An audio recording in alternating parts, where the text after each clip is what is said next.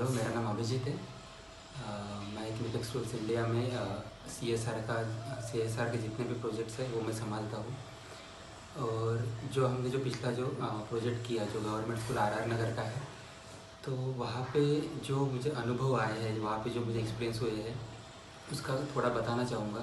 और वही चीज़ें हैं कि हम उसको आगे जाके मतलब वहाँ पे जो मुझे एक्सपीरियंस मिला है और वहाँ पे मुझे जो चीज़ें पता चली है उससे मैं अ, ये एहसास हुआ है कि सच में ये प्रोजेक्ट के लिए और इस गवर्नमेंट स्कूल में बच्चों को क्या चाहिए। तो हुआ ऐसे कि जब हमने ये स्कूल जब लिया था अलगे वडरहल्ली का, तो इस स्कूल में जो सबसे पहले हमने कुछ काम किए, मतलब हमने कुछ कैटेगराइजेशन लिया कि वहाँ वहाँ पे कौन से काम की ज़रूरत है। तो फिर हमको 4 चीज़ें वहाँ पे ऐसे लगी कि हमको उसे करना चाहिए।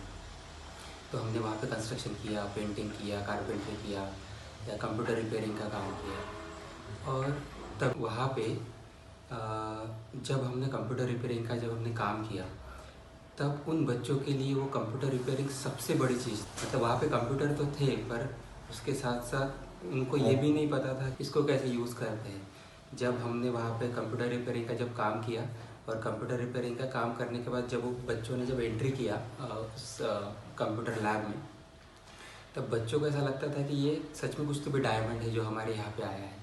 और ये बहुत बड़ी मेरे लिए बात थी कि और जिन्होंने हमारे जो कंप्यूटर मतलब रिपेयर करके दिए, तो उन्होंने वो उनका बच्चों का भाव देख के, उन बच्चों का इंटरेस्ट देख के उन्होंने भी ये बोला कि हाँ, मैं यहाँ पे वंस इन अ वीक मैं बच्चों को सिखाने के लिए आऊँगा। तो तब मुझे पता चला कि हमको बहुत सारी चीज़ें ऐसे नॉर्मल लगती है कि हम लैपटॉप खोलते हैं, कंप्यूटर ये करते हैं, काम करते हैं। फिर बाद में ऐसा पता चला कि अगर थोड़ा सा अगर इनके लाइफ में अगर चेंज लाते हैं तो ये चीज़ें आगे जाके बच्चों के लाइफ में बहुत बड़ा इम्पैक्ट कर सकती है। मैं आपको एक चीज़ बताना चाहता हूँ कि ये मेडिकल कैंप की शुरुआत कैसे हुई। तो हुआ ऐसे कि वहाँ पे जिस स्कूल में जो कंस्ट्रक्शन का जो काम चल रहा था, तो वहाँ पे मैं प्रिंसिपल के कैबिन में बैठा था। और फिर एक लड़की जो थी वो उसकी छोटी बहन के साथ उन्होंने प्रिंसिपल के कैबिन में एंट्री की। और जैसे उन्होंने एंट्री की तो एकदम से वो प्रिंसिपल उनके ऊपर मतलब चिल्लाई या उनको डांट रही थी। तो ये सब कन्वर्सेशन सब कन्नड़ में चालू था, तो मुझे तो कन्नड़ नहीं आता था। तो मैं सोच रहा था, फिर वो लड़की रोने लगी। तो ऐसा लगा कि मुझे थोड़ा उस रोने में मतलब एक सैचुरेशन एक पॉइंट रहता है कि आदमी वहाँ तक रोता है, पर उसका जो रोने का जो तरीका था वो बहुत ज़्यादा बढ़ गया था। तो मुझे थोड़ा डाउट हुआ कि फिर मुझे ऐसा लगा कि नहीं, मैडम को कुछ तो भी पूछना चाहिए। तो मैं वहाँ पे खड़ा हो गया और प्रिंसिपल मैडम को मैंने पूछा कि मैडम मुझे बताइए कि एक्चुअली हुआ क्या है। तो मैडम ने मुझे एक्सप्लेन किया कि यहाँ पे मतलब कर्नाटका में गुलबर्गा करके एक सिटी है, तो वहाँ पे फ्लड अभी आया है। तो फ्लड में इसका पूरा घर, इसकी पूरी फैमिली बह के गई है, उसके जितने भी बुक्स ये सब बह गया है। और ये लड़की अभी 1 महीने बाद यहाँ पे आई है। और जब जैसे मुझे दिखी कि 1 महीने बाद आई है, इसकी वजह से मैंने उसके ऊपर चिल्लाया। फिर अभी ये उसके अंकल के साथ रहती है।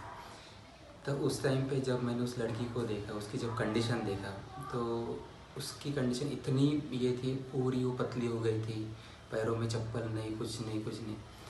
तब मुझे वही चीज़ मेरे दिमाग में घूम रही थी कि नहीं, इनको इनके लिए कुछ तो भी करना है। तो तब तो मैं वो उस सिचुएशन को मैं संभाल नहीं पाया। फिर मैं घर पे गया, मतलब मेरे रूम पे गया, फिर मम्मी को कॉल किया और वो मेरा जितना भी अंदर का था मैंने रो के बाहर निकाला। तो वहीं पर दिमाग में चल रहा था कि बच्चों के लिए मेडिकल के रिगार्डिंग कुछ तो भी करना चाहिए। वहाँ पे जब मैं जाता था रोज़ काम के सिलसिले में, तब एक बात मुझे पता चली कि वहाँ पे बच्चों का जो हेल्थ का कंडीशन है वो बहुत ज़्यादा वीक है। तो फिर हुआ ऐसे कि फिर हमने फिर से सर्च करना चालू किया कि ऐसी कोई ऑर्गेनाइजेशन है क्या कि जो बच्चों के हेल्थ का मतलब मेडिकल चेकअप के लिए वो काम करती है। तब पता चला कि एक फ्री रमना मेडिकल ट्रस्ट करके एक फाउंडेशन है, जो फाउंडेशन बच्चों का मतलब डेंटल कैंप, मेडिकल कैंप, पूरा चेकअप करने के लिए वो काम करती है। तो फिर हमने उनसे कांटेक्ट किया, हमने बच्चों की कंडीशन बताई और फिर वो भी मान गए और वो भी हमारे इस प्रोजेक्ट में जुड़ गई। तो वहाँ पे ऐसे हुआ कि वहाँ पे टोटल 320 स्टूडेंट थे। 320 में से 60 स्टूडेंट वो क्रिटिकल कंडीशन में थे मेडिकल केस में, तो उनको सीधा हॉस्पिटल में उनको रिकमेंड किया। वो भी उन्होंने पूरा का पूरा जो ट्रीटमेंट था वो एकदम फ्री में कर लिया। तो ऐसे बहुत सारी ऐसे ऑर्गेनाइजेशन है जो हमारे साथ जुड़ना चाहती है। वहाँ पे मैंने देखा कि बच्चों के पैरों में चप्पल नहीं है, तो हमने सर्च करना चालू किया कि यहाँ पे हम क्या कर सकते हैं। तब एक ग्रीन सोल फाउंडेशन करके एक ऑर्गेनाइजेशन मिली कि जो हमें चप्पल प्रोवाइड करने के लिए हमें हेल्प करने वाली थी। और जितने भी ये लोग हमारे इसमें जुड़ रहे थे वो ऑटोमेटिकली सब चीज़ें हो रही थी। वहाँ पे बच्चों को मिड डे मील मिलता है। तो हुआ ऐसा था कि एक बार वहाँ पे हमारा कंस्ट्रक्शन का कुछ काम चल रहा था और उस कंस्ट्रक्शन के काम में मैं घर पे नहीं जा पाया था। तो जो भी वहाँ पे छोटे छोटे जो बच्चे थे, तो उन बच्चों को लगा कि हाँ मैंने भी खाना नहीं खाया है। तो फिर सभी बच्चे आए, उन्होंने थोड़ा थोड़ा अपने प्लेट से थोड़ा थोड़ा राइस और रसम निकाल के मेरे लिए उन्होंने लाया था। तो वो तब पता चला कि इन बच्चों में सच में मतलब वो एक जो हार्ट टू हार्ट जो कनेक्शन हुआ था उनके साथ। उनको पता भी था, उनको थोड़ा थोड़ा सा ही उनको राइस मिलता है और उनको थोड़ा मिलने के बावजूद भी उन्होंने अपने प्लेट से निकाल के मेरे लिए लाया। वो बहुत बड़ी मुझे वहाँ पे बात लगी। और यही था कि कुछ कुछ बातें ऐसे रहती वहाँ पे, तो मुझे ना किसी बच्चों की मुझे लैंग्वेज भी नहीं आती थी, कुछ भी नहीं आता था, फिर भी वो एक कनेक्शन था जिसके वजह से मैं कम्युनिकेट कर पा रहा था। अभी जो हमने जो प्रोजेक्ट लिया है वो वाइटफील्ड स्कूल का एक प्रोजेक्ट है। और वाइटफील्ड स्कूल में जो प्रोजेक्ट का है, तो उसमें ऐसा है कि सच में वहाँ पे बच्चे तो क्लास में बैठते हैं, पर वहाँ पे रूफ में से पूरा का पूरा पानी नीचे आता है। जब रेनी सीज़न रहता है तब रेनी सीज़न में पूरा का पूरा स्कूल भर जाता है पानी से। तो मुझे ऐसा लगता है कि यहाँ पे अगर हम थोड़ा इंफ्रास्ट्रक्चर में अगर और थोड़ा सुधार अगर लाते हैं तो फिर वो बच्चों की हित में भी होगा। या वहाँ उसी के साइड में एक आंगनवाड़ी है, वहाँ पे तो टॉयलेट भी नहीं है, बच्चों को बाहर जाना पड़ता है।